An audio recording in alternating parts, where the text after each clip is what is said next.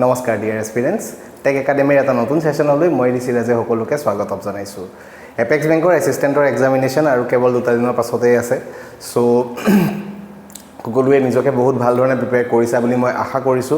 So এতিয়া তোমালোকৰ প্ৰিপাৰেচনক আৰু অলপ বুষ্ট কৰিবৰ বাবে আমি ফাইনান্সিয়েল এৱাৰনেছৰ এটা নতুন ভিডিও আজি তোমালোকৰ আগলৈ লৈ আহিছো সো এই ভিডিওটোত আমি জেনাৰেল এৱাৰনেছৰ আন্ডাৰ যি ফাইনান্সিয়েল এৱাৰনেছ যেটো বেংকিংৰ যিকোনো এক্সামৰ কাৰণে যথেষ্ট গুৰুত্বপূৰ্ণ হয় তাৰে কিছুমান ইম্পৰ্টেন্ট কোৱেশ্চন ডিসকাস কৰিবলৈ গৈ আছো নাও বিফোৰ স্টাৰ্টিং দা ভিডিও ইয়াৰ আগতে আমি 6টা মান অলৰেডি ভিডিওজ আপলোড কৰিছো ফাইনান্সিয়েল এৱাৰনেছৰ ভিতৰত মানে ফাইনান্সিয়েল এৱাৰনেছৰ টপিকটোৰ ওপৰত সো তোমালোকে সেই যিখিনি ভিডিও হয় সেই ভিডিওখিনি ভাল ধৰণে চাবা কাৰণ তাতে আমি গোটেই বিলাক এসপেক্ট ফাইনান্সিয়েল এৱাৰনেছৰ লাগিলে হেতু ইন্ডিয়ান বেংকিং হিষ্ট্ৰি হওক বা ইকনমিক্সৰ লগত ৰিলেটেড কিছুমান টপিকস হওক বা বেংকিং কিছুমান টাৰ্মছ হওক গোটেইখিনি বস্তু আমি টাচ কৰিবলৈ চেষ্টা কৰিছো আৰু আশা কৰো আমি তাত অলপ হলেও সাকসেসফুল হৈছো সো তোমালোকে আগৰ ভিডিও কেইটা চাবা সেই ভিডিও কেইটাৰ পৰা নিশ্চয়কৈ বেনিফিট হ'ব আৰু লগতে যদিহে তুমি এতিয়ালৈকে টেক একাডেমি চেনেলক সাবস্ক্ৰাইব কৰা নাই তেন্তে do subscribe to the channel আমি যথেষ্ট এফৰ্টছ পুট কৰি একেবাৰে সালি জাৰি চাই বেষ্ট অফ দা বেষ্ট কোৱালিটিৰ ৰেলেভেন্ট কোৱেশ্চনছ তোমালোকৰ আগলৈ লৈ আহো আৰু আমাৰ এই আটাইখিনি এফৰ্টৰ ভ্যালু তোমাৰ এটা সাবস্ক্ৰাইবে আমাক দিব পাৰে all you need to do is hit the subscribe button it's completely free for you so don't hesitate okay go and hit the subscribe button now কথাত আৰু বেছি সময় নষ্ট নকৰো আজিৰ প্ৰথম প্ৰশ্ন লৈ আহো So আজি প্ৰথম প্ৰশ্নটোত কি কৈছে bank of Hindustan was established in bank of হিন্দুস্তানৰ বিষয়ে কৈছে সো এটা বেংক অফ হিন্দুস্তানটো কি হয় ইয়াটো এনেকুৱাটো কোনো বেংকৰ বিষয়ে আমি এতিয়া শুনা নাই এনেকুৱাটো আমি বেংক অফ ইণ্ডিয়া দেখিছো ইউনাইটেড বেংক অফ ইণ্ডিয়া দেখিছো বা ষ্টেট বেংক অফ ইণ্ডিয়া দেখিছো কিন্তু বেংক অফ হিন্দুস্তান লৈতো আমি কোনো বেংক দেখা নাই তো এটো কি বেংক হয়নো এই বেংকটো আসলতে ভাৰতৰ প্ৰথমটো বেংক আছিল ঠিক আছে ভাৰতৰ নহয় বাৰু এক্স্যাক্টলি ব্ৰিটিছ সকলৰে আছিল বাট ভাৰতত এটো প্ৰথম বেংক আছিল সো এই বেংকটো কেতিয়া প্ৰতিষ্ঠা হৈছিল এই বেংকটো প্ৰতিষ্ঠা হৈছিল ইন দা ইয়াৰ 1770 আৰু এই বেংকৰ এষ্টাব্লিশমেন্টৰ মূল যেটো লক্ষ্য হয় এই লক্ষ্যটো কি আছিল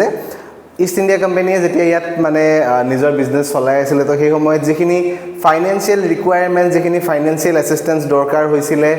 ব্ৰিটিছ সকলক সেই ফাইনান্সিয়েল এসিস্টেন্স খিনি দিবৰ কাৰণে ইন দা ইয়াৰ 1770 এই বেংক অফ হিন্দুস্তানটো প্ৰতিষ্ঠা কৰা হৈছিল ঠিক আছে সো ইয়াতে আমাক এই এষ্টাব্লিশমেন্টৰ বিষয়ে সুধিছে so option B would be the correct one that is 1770 আৰু কোট এষ্টাব্লিশ কৰা হৈছিল obviously সেই সময়ত ব্ৰিটিছ সকলৰ একেবাৰে বেছি পছন্দৰ জায়গাটো কি আছিল কলকাতা তো কলকাতাত এষ্টাব্লিশ কৰিছিল ইন দা ইয়াৰ 1770 আৰু এই বেংকটো ফাংশনাল আছিল টিল দা ইয়াৰ 1832 লৈকে এই বেংক অফ হিন্দুস্তানটো চলিলে আৰু তাৰ পাছত এই বেংকটো বন্ধ কৰি দিয়া হল আৰু বৰ্তমান ই এক্সিষ্ট নকৰে ঠিক আছে সো মনত ৰাখিবা ভাৰতৰ প্ৰথম বেংক বুলি খুদিলে আমি বেংক অফ হিন্দুস্তানৰ কথাই ক'ব লাগিব even though it was established by the British next question লৈ আহো next questionত কি খুদিছে RBI was established in RBI কেতিয়া এষ্টাব্লিশ হৈছিল নাও এটো একদম কি আৰু একেবাৰে বেসিক এটা কোৱেশ্চন হয় এটা গতি গুৰুত্বপূৰ্ণ কোৱেশ্চন যেটো তুমি জানিবই লাগিব you don't have any other choice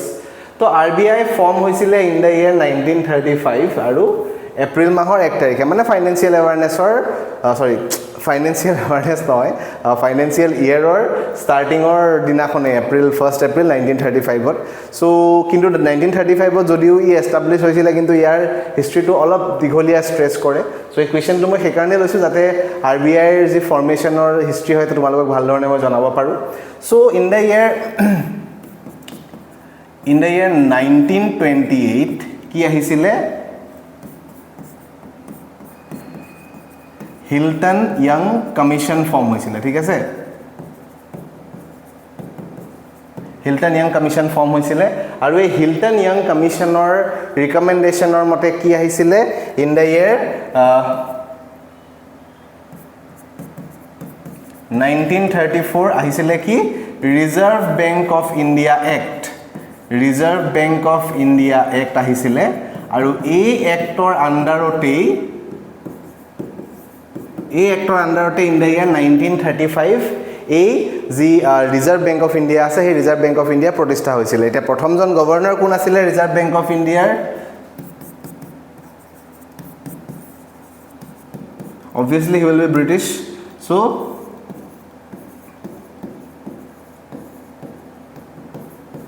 Osborne Smith আছিলে ফাৰ্ষ্ট গভৰ্ণৰ RBI তাৰ পাছত তোমাক যদি কোনোবাই খুদে যে ফাৰ্ষ্ট ইণ্ডিয়ান গভৰ্ণৰ কোন হয়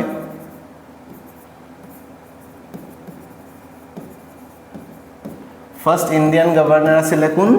CD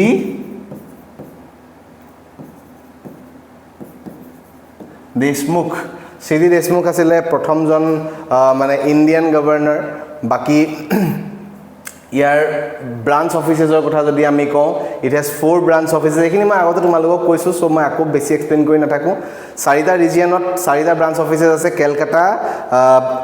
কি কয় আমাৰ মুম্বাই নৰ্থ দেন নৰ্থৰ কাৰণে আমাৰ দিল্লী দেন সাউথৰ কাৰণে আহি যায় চেন্নাই তো চাৰিটা ৰিজিয়নাল অফিচেছ আছে চাৰিটা ৰিজিয়নাল অফিচেছৰ বাহিৰে টোটাল 31 টা কি আছে 31 টা মানে ব্ৰাঞ্চ অফিচেছ আছে যেনেকৈ আমাৰ গুৱাহাটীটো হৈ গ'ল সো এইখিনি কথা আগতে ডিসকাস কৰিছোৱে বাকি এই ইনফৰমেশন কেটা তোমালোকে স্ক্ৰিনশ্বট কৰি ল'ব পাৰা ইয়াৰটো যদি মনত নাথাকে তেতিয়া হলে গভৰ্নমেন্ট অফ ইন্ডিয়া এক্টৰ লগত মনত ৰাখিব পাৰা government of India act 1935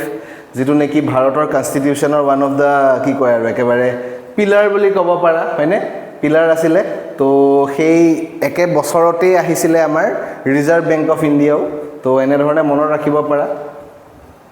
so আশা কৰো সকলোৰে হৈ গৈছে নেক্সট কোৱেশ্চনলৈ আহো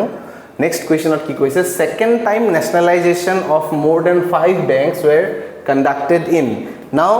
nationalization banker nationalization মানে কি ন্যাশনাল লেভেলত সব জায়গাতে প্ৰত্যেকখন ষ্টেটতে এটা ব্ৰাঞ্চ খুলি দিয়া নেকি নহয় nationalization মানে কি বেংকটোৰ মোৰ দেন 50% শেয়াৰ কোনে লব মোৰ দেন 50% শেয়াৰ গভৰ্নমেন্টে একুৱায়াৰ কৰিব সো ভাৰতত নেশনালাইজেশন অফ বেংকটো কেতিয়া হৈছিলে নেশনালাইজেশন অফ বেংক হৈছিলে দুবাৰ তো এই ইয়াৰ কেটা হৈছে কি ইয়াৰ কেটা হৈছে 1969 আৰু 1980 আমাক এতিয়া সেই 1980 ইয়াৰটোৰ বিষয়ে সুধিছে কিন্তু আমি দুইটাৰ বিষয়ে অলপ অলপ চাই লওঁ বাৰু তো ইন দ্য ইয়াৰ 1969 কি হৈছিলে ইয়াতে ডেটটো লিখিয়ে দিছো বাৰু দিয়া ডেটটো আছিল তোমাৰ জুলাই 19 ঠিক আছে ভালকৈ লিখি দিছো অলপ ইন সৰি নট ইন on July 1969 কি কৰা হল 14 টা ব্যাংকস ন্যাশনালাইজ কৰা হৈছিল ঠিক আছে 14 টা ব্যাংকস 14 টা কমাৰ্শিয়াল প্ৰাইভেট ব্যাংকস ন্যাশনালাইজ কৰা হৈছিল 14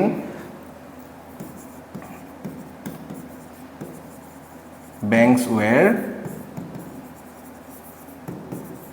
nationalized আৰু হে ব্যাংক বিলাকৰ ক্যাপিটাল এতিয়া কিমান আছিল ক্যাপিটাল আছিল रुपीस 50 crore ঠিক আছে 50 crore ক্যাপিটাল থকা 14 টা ব্যাংকক একেলগে ন্যাশনালাইজেশন কৰা হৈছিল that was the first phase of nationalisation of banks in India তো সেকেন্ড ফেজ কেতিয়া আহিলে সেকেন্ড ফেজ টু আহিলে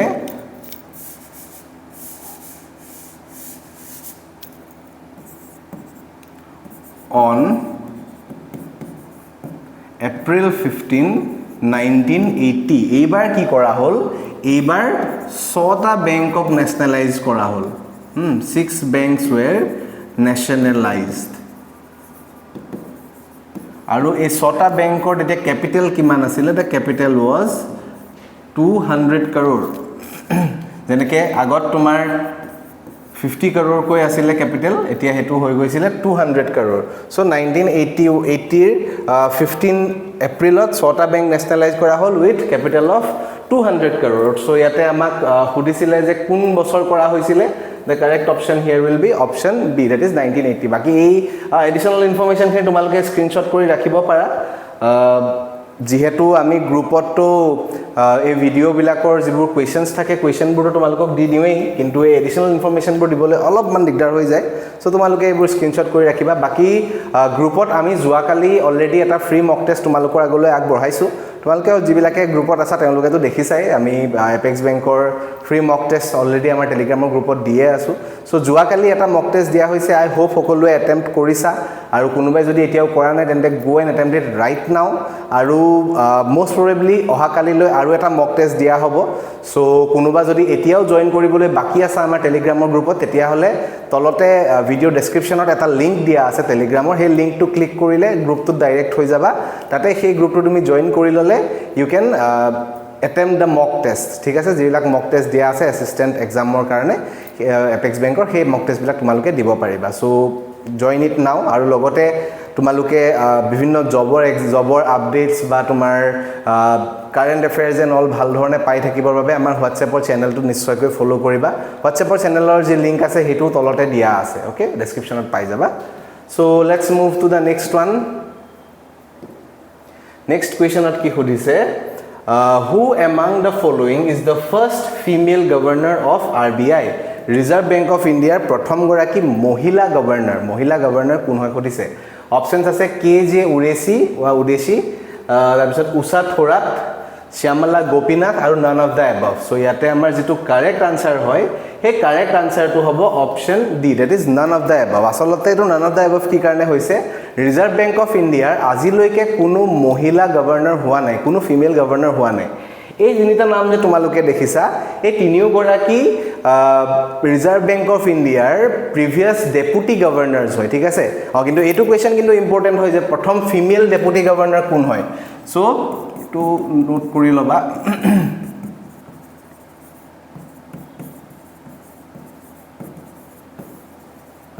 first female deputy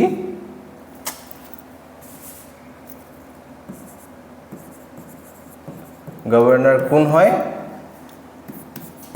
tekhet hoise KJ Udeshi and she was appointed in the year 2003 বছৰ to important হয় নামটো তো important হয় so screenshot কৰি লোৱা পটাপট ওকে সো ইয়াৰ লগতে তোমালোকৰ কাৰণে এটা হোমৱৰ্ক আছে কোৱেশ্চনটোৰ লগতে ৰিলেটেড হোমৱৰ্কটো হৈছে যে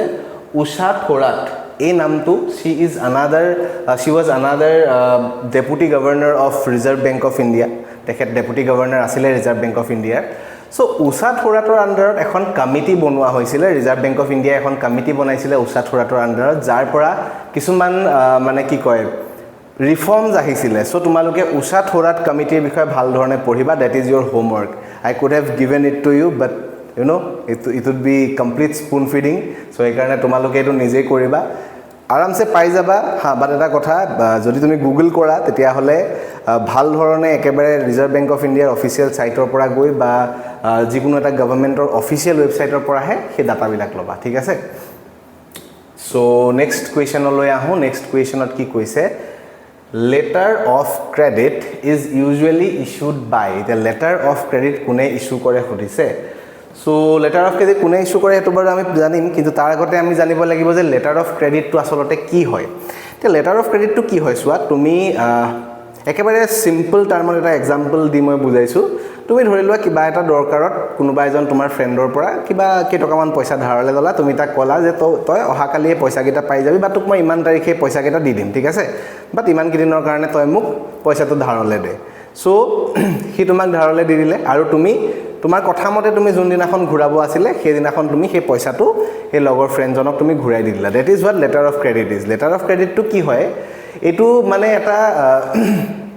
তুমি বেংকৰ পৰা বা যিকোনো ফাইনান্সিয়েল ইনষ্টিটিউচনৰ পৰা লেটাৰ অফ ক্ৰেডিট বিচাৰিব পাৰা তাত মানে কি হ'ব যে তুমি এটা ফিক্স ডেট দিব লাগিব যে এই ডেটটো মতে মই পইচাটো ৰিটাৰ্ণ কৰি দিম হা আৰু তাৰ কাৰণে obviously তোমাৰ মানে ধৰা তুমি যদি কোনোবা এটা বেংকলৈ যোৱা যত তোমাৰ একাউন্ট নাই তোমাৰ একোৱে নাই কোনো কানেকশন নাই তাত যদি তুমি কোৱা যে মোক বলে পইচা 10 লাখ টকা দিয়ক মই অহা মাহৰ 1 তাৰিখে ঘূৰাই দিম obviously কোনো বেংকে তোমাক এটো দি নি দিব তো তোমাৰ বেংকৰ যেটো বেংক বা ফাইনান্সিয়েল ইনষ্টিটিউচনৰ পৰা তুমি মানিটো লবা সেই তাতে তোমাৰ একাউন্ট বা তোমাৰ কিবা নহয় কিবা ট্ৰানজাকশন থাকিব লাগিব যাতে তুমি পিছত পলাই দিলে যাতে তাহাঁতৰ একো প্ৰবলেম নহয় সো তেনে ধৰণৰ সেই বস্তুখিনি থাকিব লাগিব লেটাৰ অফ ক্ৰেডিট হেতুৱে হয় এটো এটা ফৰ্মেল ওয়ে অফ বৰোইং মানি হয় ফৰ্মেল ওয়ে অফ বৰোইং মানি ইয়াতে খালি এটা ফিক্স ডেট থাকিব যেটো ডেট মতে তুমি পইচাটো ৰিটাৰ্ণ কৰিব লাগিব that is what letter of credit is so letter of credit টো কি হয় এটা এটা বেংকেও দিব পাৰে এটো বেলেগ এটা ফাইনান্সিয়েল ইনষ্টিটিউচনেও দিব পাৰে যেনেকৈ এতিয়া ধৰি লোৱা ষ্টেট বেংক অফ ইণ্ডিয়াৰ পৰা তুমি লেটাৰ অফ ক্ৰেডিট ল'ব পাৰা তেনেকৈ তুমি যিকোনো এটা কিবা এটা ফাইনান্সিং কোম্পানী লেটস সে যিকোনো ফাইনান্সিং কোম্পানী আৰু এতিয়া বহুত কিবা কি ফাইনান্সিং কোম্পানী আছে ন মোটৰ এনেকুৱা ধৰণৰ মান্নাপুৰম কিবা গোল্ড লোন এনেকুৱাও আছে ন সো হেবিলাকৰ পৰাও যিকোনো ফাইনান্সিয়েল ইনষ্টিটিউচনৰ পৰাও তুমি ল'ব পাৰা so letter of credit can be issued by a bank as well as an financial institute so ইয়াতে আমাৰ কারেক্ট অপশন কোনটো হ'ব option C both of the above মানে letter of credit to bank আৰু ফাইনান্সিয়েল ইনষ্টিটিউশন দুইটাই issue কৰিব পাৰে so আশা কৰো তোমালোকে লেটাৰ অফ ক্ৰেডিট টু কি হয় বুজি পাইছা Letter of credit or explanatory question obviously তোমার এই এক্সামটোত নাহে কিন্তু there are high chances কি ইন্টাৰভিউত তোমাক এনে ধৰণৰ কোৱেশ্চনছ খুদিব পাৰে আৰু ইন্টাৰভিউত নুখুদিলেও যেনিবা তোমাৰ লাইক নিজৰ জেনাৰেল এৱাৰনেছৰ কাৰণেও এইবিলাক বস্তু জনাটো বহুত বেছি দৰকাৰ লেটাৰ অফ ক্ৰেডিট হৈ গ'ল ইনফ্লেশ্যন ডিফ্লেশ্যনৰ দৰে এইবোৰ সৰু সৰু ফাইনেন্সিয়েল বস্তু এইবোৰ বস্তু জানাটো বহুত বেছি দৰকাৰী হয় so let's move to the next one next কুৱেশ্যনত কি কৈছে আমাক Banking ombudsman is appointed by banking ombudsman কোনে appoint কৰে এটা before knowing banking ombudsman কোনে appoint কৰে আমি জানিব লাগিব যে banking ombudsman টো হয়নো কি হয়নে banking ombudsman টো কি হয় আমি এটো জানিব লাগিব সো banking ombudsman টো তুমি ক'ব পাৰা যে banking sector লোকপাল বুলি ক'ব পাৰা ঠিক আছে সো কি কৰিব ইয়াৰ মেইন কাম কি সোৱা ইয়াক ধৰিলোৱা তোমাৰ কিবা এটা তোমাৰ বেংকৰ লগত কিবা এটা ইস্যু চলি আছে হা এই ইস্যুটো ৰিজলভ হোৱা নাই তুমি বেংকৰ অলৰেডি কমপ্লেইন দিলা বেংকৰ গ্ৰিভেন্সত তুমি অলৰেডি কন্টাক্ট কৰিলা বেংকৰ লগত তুমি যি ধৰণে ফৰ্মেলি গুটে প্ৰসেসখিনি যি কৰিব লাগে তোমাৰ নিজৰ ইস্যুটো ৰিজলভ কৰিবৰ কাৰণে গুটেখিনি কাম তুমি কৰিলা বাট ষ্টিল তোমাৰ প্ৰবলেমটো সলভ হোৱা নাই তেতিয়া তুমি তোমাৰ সেই কামটো যিটো তোমাৰ যেটো ইস্যু আছে সেই ইস্যুটো banking ombudsman লব কিন্তু তাৰ কাৰণে তুমি প্ৰথমতে বেংকৰ ওচৰত গৈ মেলি এপ্লাই কৰি যিখিনি প্ৰসেস কৰিব লাগে গুটেখিনি কৰিব লাগিব তাৰ পিছত তুমি সলিউশন নোলালে তেতিয়াহে banking ombudsman তাত সোমাব ঠিক আছে সো banking ombudsman এনেকুৱা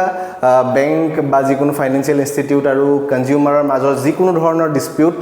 সলভ কৰে ঠিক আছে দে আৰ বেসিক্যালি মিডলম্যান তাহাঁতি মেইনলি মিডলম্যান হিচাপে কাম কৰে কনজিউমাৰ আৰু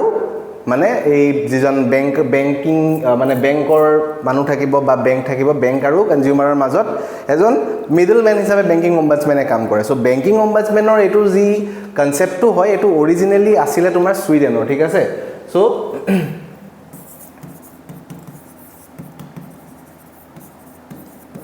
originated in Sweden ঠিক আছে originated in Sweden আৰু এটো ভাৰতত কেতিয়া আৰম্ভ হৈছিল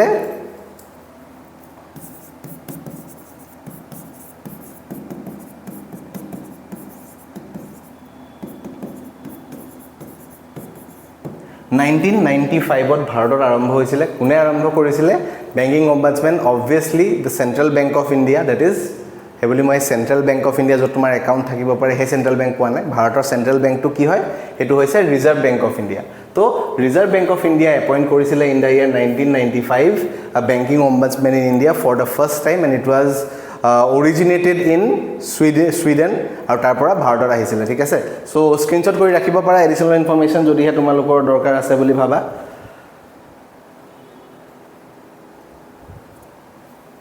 So let's move to the next one. Next question at ki khudise when one bank borrow money from another bank for one day only then it is called. So eta bank e jodi an eta bankor pora edinor karone eta certain amount of money loy hetu ki buli koa hoy etu eta interbank lending or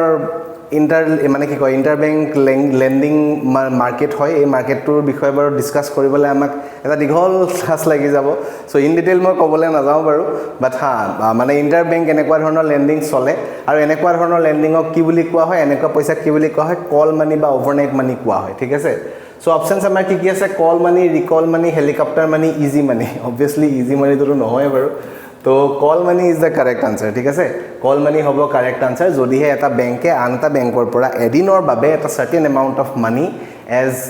loan লয় so এটো কোৱা হয় call money বুলি ঠিক আছে so let's see the next one next কোয়েশ্চনত কি কৈছে if any check issued by a holder does not get withdrawn from the bank till 3 months then it is called so চেকৰ কথা মই অলৰেডি তোমালোকক কৈছোৱে যে এখন চেকৰ ভ্যালিডিটি 3 মাহৰ কাৰণে থাকে তো 3 মাহৰ পাছত সেই চেকখন ইনভ্যালিড হৈ যায় তো ইনভ্যালিড হৈ যোৱা এখন চেকক কি বুলি কোৱা হয় অপচন আছে cross cheques stale cheque then post dated cheque and ante dated cheque so ইয়াতে আমাৰ কাৰেক্ট আনসাৰটো হৈছে option B that is stale cheque stale মানে কি বাহি কিবা এটা বস্তু বাহি হৈ যোৱা এটো আমি কও স্টেল হোৱা বা গুন্ধাই যোৱা বেয়া হৈ যোৱা হয় নহয় সো যেহেতু চেকখনৰ কোনো কাম নাই 3 মাহ হৈ যোৱাৰ পাছত এখন ইনভ্যালিড হৈ গল সো একাৰণে তাক বাহি চেক বুলি কৈ দিয়ে ঠিক আছে সো এনেকে মনত ৰাখি লব পাৰা ইজিলি মনত ৰব তো স্টেল চেক ওকে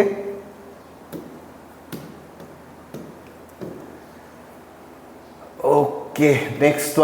ওয়ান আমাৰ কি আহিছে ইনফ্লেশ্যনৰ বিষয়ে সুধিছে সো ইনফ্লেশ্যন তো কি কৈছে very rapid inflation which is almost impossible to reduce is known as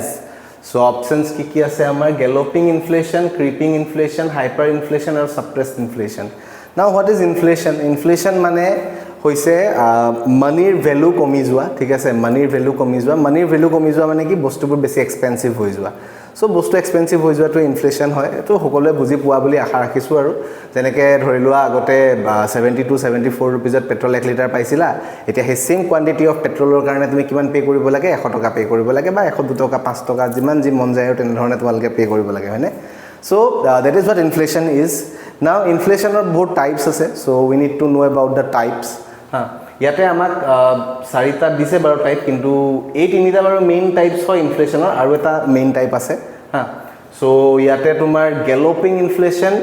মানে কি হয় ফাৰ্স্ট অফ অল আমি ক্ৰিপিং ইনফ্লেশ্যনৰ কথা পাতিলো ক্ৰিপিং ইনফ্লেশ্যনটো একেবাৰে কি কয় আৰু একেবাৰে মডাৰেট একেবাৰে লোয়েষ্ট ওয়ে অফ ইনফ্লেশ্যন হয় একেবাৰে কম ইনফ্লেশ্যন বুলি ক'ব লাগিব তো যেতিয়া ইনফ্লেশ্যন টু লেছ দেন 3% থাকে ঠিক আছে ইনফ্লেশ্যন টু লেছ দেন 3% থাকিলে তাক কোৱা হয় ক্ৰিপিং ইনফ্লেশ্যন বুলি মানে একেবাৰে স্লো ৰেট হয় ইনফ্লেশ্যনৰ লাহে লাহে বাঢ়ে বস্তু ঠিক আছে তাৰ পাছত তোমাৰ আৰু এটা টাইপ আহে that is what walking inflation তো walking inflation বুলি কোৱা লগে লগে কি হয় walking inflation to তোমাৰ 3 to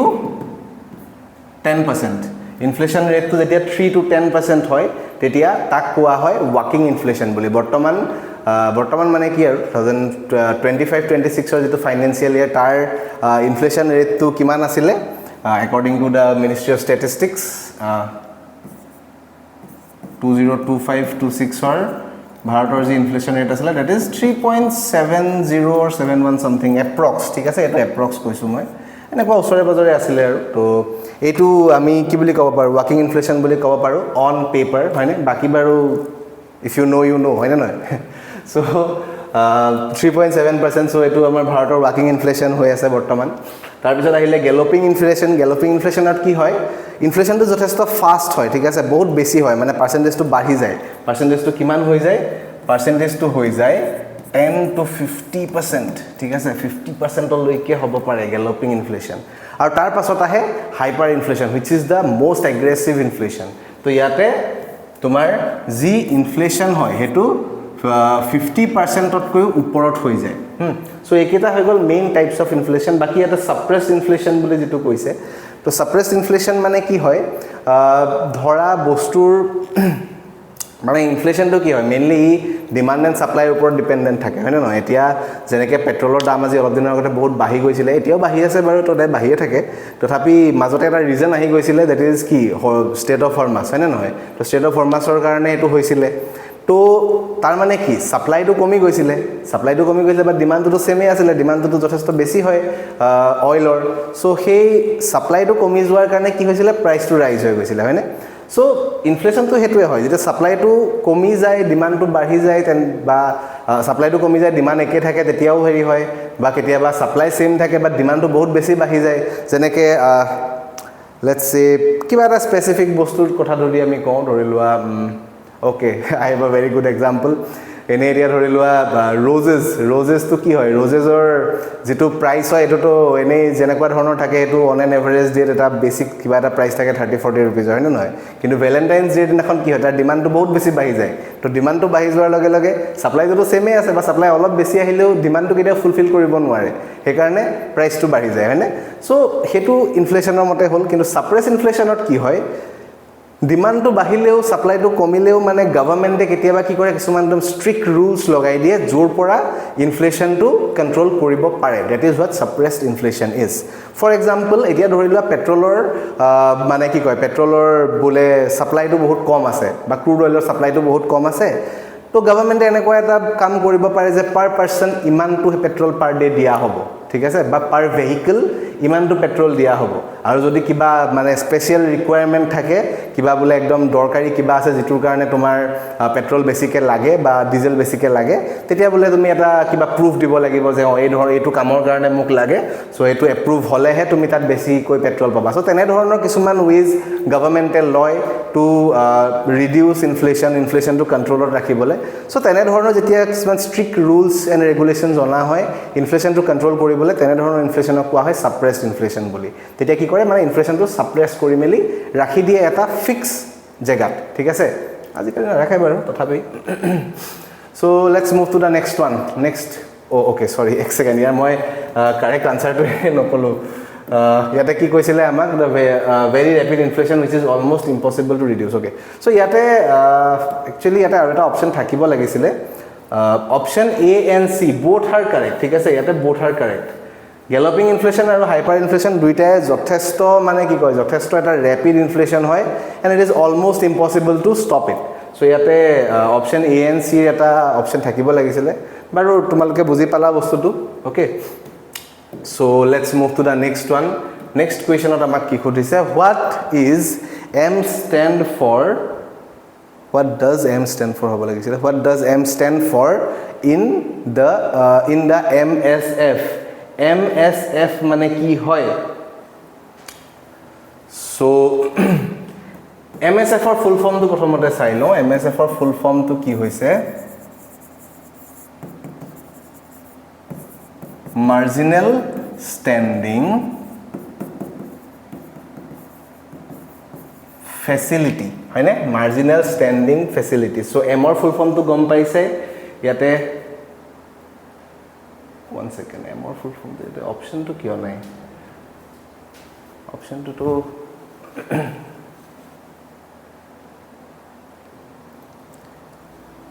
so I guess ইয়াতে আৰু এটা অপশন থাকিব লাগিছিলে মাৰ্জিনেলৰ ঠিক আছে মই ইয়াতে লিখি দিছো একচুয়ালি এই লাস্ট দুইটা কোৱেশ্চন একচুয়ালি দুটা অপশনে মিস হৈ গৈছে মোস্ট প্ৰবাবলি এই দুইটাতে দুটা অপশন আছিল so sincere apologies for the inconvenience so ইয়াতে মাৰ্জিনেল তো হ'ব আমাৰ কাৰেক্ট আনসাৰ বাৰু ঠিক আছে আমি MSF মানে MSF ৰ ফুল ফৰ্ম তো আমি বুজি ললো ফুল ফৰ্মৰ পৰা আমি আনসাৰটো জানি ললো বাৰু ইয়াতে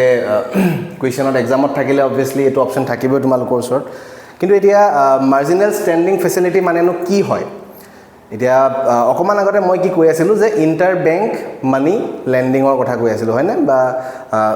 বেংকৰ মানে ইটো বেংকে হিটো বেংকক যি মানে পইচা লোন দিয়া মেলা এনেকুৱা ধৰণৰ কথা কৈ আছিলো সো MSF টো তেনে ধৰণৰে এটা বস্তু হয় তি আগৰ এটা ভিডিওত মই তোমালোকৰ লগত ডিসকাস কৰিছিলো যে RBI কেনে ধৰণে বেংকছক মানে পইচা লোন হিচাপে দিয়া হয় না আৰু তাতে আমি ৰেপো ৰেটৰ বিষয়ে কথা পাতিছিলো হয় না ৰেপো ৰেটৰ বিষয়ে কথা পাতিছো সো এইখিনি বস্তু আজি একো ক'বলৈ নাযাও বাৰু সো এইটো আনাদাৰ মানে তাৰ লগত ৰিলেটেড এটা বস্তু হয় যেতিয়া ধৰা কোনোবা এটা বেংকৰ ওচৰত পইচা নাইকিয়া হৈ গল তাক এটা সাৰ্টেন এমাউন্ট অফ ডাঙৰ এমাউন্ট অফ মানি তাক লাগে একদম এটা মানে এমাৰ্জেন্সি বেসিছত আৰু যিবিলাক এই বেংকৰ লগত তেওঁলোকৰ ইন্টাৰ বেংক মানে লেন্ডিং চলি থাকে সেই বেংক বিলাকৰ ওচৰত হিমানটো ফাইনান্সিয়াল মানে হিমানটো ফাইনান্স এভেইলেবল নাই বা হেবিলাক বেংকৰ ওচৰত একেবাৰে মানে পইচাই নাই লব পৰাকে সো তেনেকুৱা ধৰণৰ যদি সিচুৱেচন হৈ যায় তেতিয়া সেই বেংকটোৱে সেই কমাৰ্শিয়াল বেংকটোৱে কি কৰিব পাৰে কমাৰ্শিয়াল বেংকটোৱে RBI ৰ পৰা এমাৰ্জেন্সি বেসিছত কিছুমান লোন লব পাৰে ঠিক আছে আৰু সেই এমাৰ্জেন্সি বেসিছত লব পৰা লোনটোকে কোৱা হয় মাৰ্জিনাল ষ্টেণ্ডিং ফেচিলিটি বুলি কিন্তু এটো তুমি এনে যি কোনো এটা দিনত গৈ মেলি লব নোৱাৰা এটো তুমি মানে লাইক প্ৰপাৰ ৰিজন থাকিব লাগিব এনে তোমাক RBI মাৰ্জিনাল MSF দি নিদিয়ে ঠিক আছে সো আৰু এটা কথা MSF ত আৰু কিছুমান কথা আছে যেনেকৈ মই ৰেপো ৰেটৰ কথা কৈছিলো ৰেপো ৰেট যদি মানে ধৰি লোৱা 4% জানিবা মই কলো ৰেপো ৰেট বুলে 4% চলি আছে কিন্তু তুমি যেতিয়া MSF ৰ আন্ডাৰত যেতিয়া তুমি ৰিজাৰ্ভ বেংকৰ পৰা এটা লোন লবা মানে যিকোনো এটা বেংকে লোন লব তেতিয়া সেই বেংকক যেটো লোন দিয়া হ'ব হেতু কিন্তু ৰেপো ৰেটৰ আন্ডাৰত নহয় তাৰ যেটো ইন্টাৰেষ্ট ৰেট হ'ব হেতু ৰেপো ৰেটতকৈ যথেষ্ট হায়াৰ হ'ব এটো মানে ডিপেন্ডিং আপন সিচুৱেচন এন্ড ডিপেন্ডিং আপন দা এমাউন্ট অফ মানি অৰ সেভাৰেল ফ্যাক্টৰস হ'ব পাৰে কিন্তু এটা কথা সিওৰ যে MSF ৰ আন্ডাৰত যদি যিকোনো এটা বেংকে RBI ৰ পৰা লোন লয় তেতিয়া হলে সেই লোনৰ যে ইন্টাৰেষ্ট এমাউন্ট হয় ইন্টাৰেষ্টৰ যেটো পাৰ্সেন্টেজ হয় সেই পাৰ্সেন্টেজৰ ৰেপো ৰেটতকৈ হায়াৰ থাকে সো আমি ইমানটো বুজিলে হল যে MSF টো এটা এমাৰ্জেন্সি মানি লেন্ডিং প্ৰভিজন হয় যদি কোনোবা বেংকৰ একেবাৰে এমাৰ্জেন্সি নিড থাকে আৰু বেলেগ একো অপচন নাথাকে তেতিয়া RBI যেটো তোমাক আগত মই কৈছিলোঁ আগৰ ভিডিঅ'ত আমি ডিসকাস কৰিছো লেন্ডাৰ অফ লাষ্ট ৰেজৰ্ট হয় নহয় সো তেনে ধৰণে আহি ৰিজাৰ্ভ বেংকে হেল্প কৰিব পাৰে by giving the money urgently okay so তাত খালি ইন্টাৰেষ্ট ৰেটৰ কথাটো মই ক'লোৱে সো আই হোপ তোমালোকে এমএসএফ টো বুজি পাইছা ওকে সো এটোৱে আছিল আমাৰ আজি হেখৰ প্ৰশ্ন আশা কৰো সকলোৱে ভিডিঅ'টো চাই ভাল পাইছা তোমালোকে কিছুমান নতুন বস্তু শিকিবলৈ পাইছা বুলি মই আশা কৰিছো যদিহে তোমালোকে ভিডিঅ'টো ভাল পাইছা তেন্তে এটা লাইক কৰিবা শেয়াৰ কৰিবা নিজৰ ফ্ৰেণ্ডৰ লগত আৰু লগতে টেগ একাডেমি চেনেলক নিশ্চয়কৈ সাবস্ক্ৰাইব কৰিবা তোমালোকৰ সাবস্ক্ৰাইবে আমাৰ কাৰণে মোটিভেশন হয় so keep motivating us okay we can do better together so that's it for today see you in another one ধন্যবাদ